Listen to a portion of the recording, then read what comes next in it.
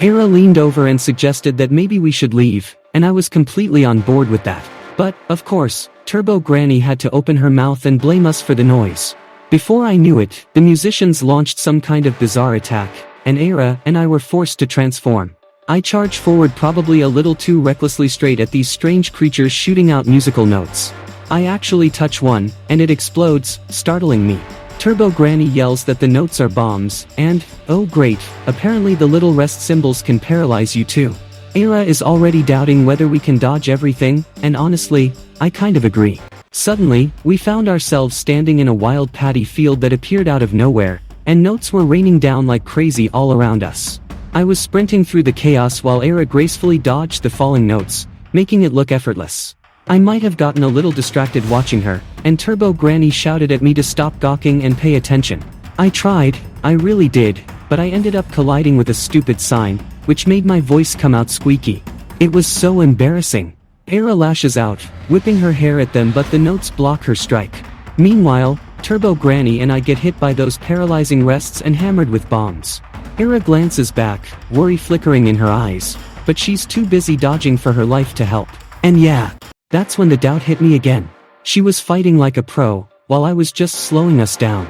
Turbo Granny wasn't having it, though. She snapped me out of my daze, yelling that if I didn't focus, this fight would never end, and Era would eventually slip up. She told me to move to a rhythm I recognized, but I don't really listen to music. Suddenly, I remembered the Ayase song from Gigi's Exorcism.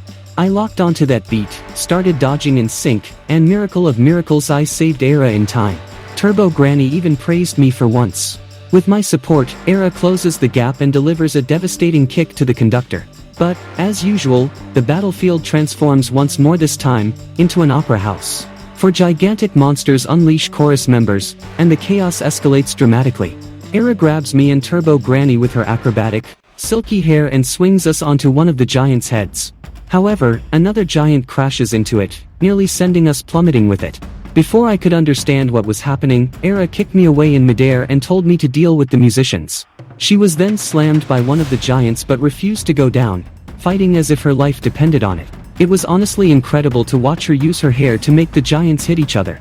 She even managed to bring one down and crushed the last one with a massive kick. While I'm in the middle of the chorus, dodging bombs, I'm just trying to reach those musicians. There were 5 of them, and I was freaking out because I could only go all out twice. But then I remembered Turbo Granny saying her speed could hit 5 times in one beat. So, I gritted my teeth, went for it, and headbutt each musician in rapid succession, fast enough to leave 5 after images. Just like that, they were done.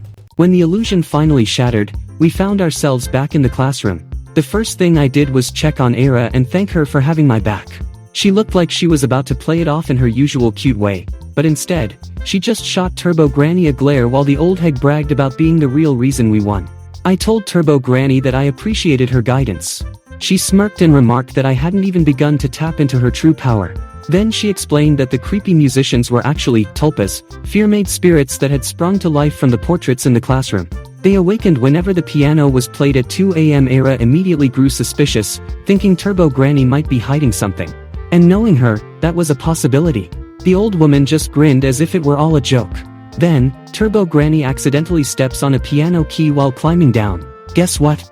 The musicians spawn again. We had to fight them all over again. Unbelievable.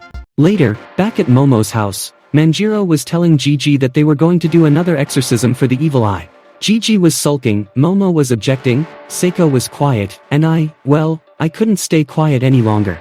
I called Gigi outside and told everyone directly. I was furious when the evil eye almost hurt Momo, and I couldn't just accept how dangerous it was. At the same time, I respected that they were trying to live with it instead of running away.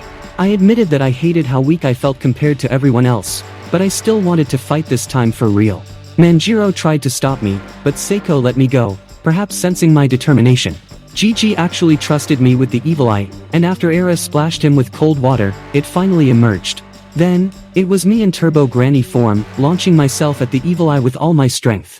And that's the end of this episode. If you liked this video, please give it a like and subscribe.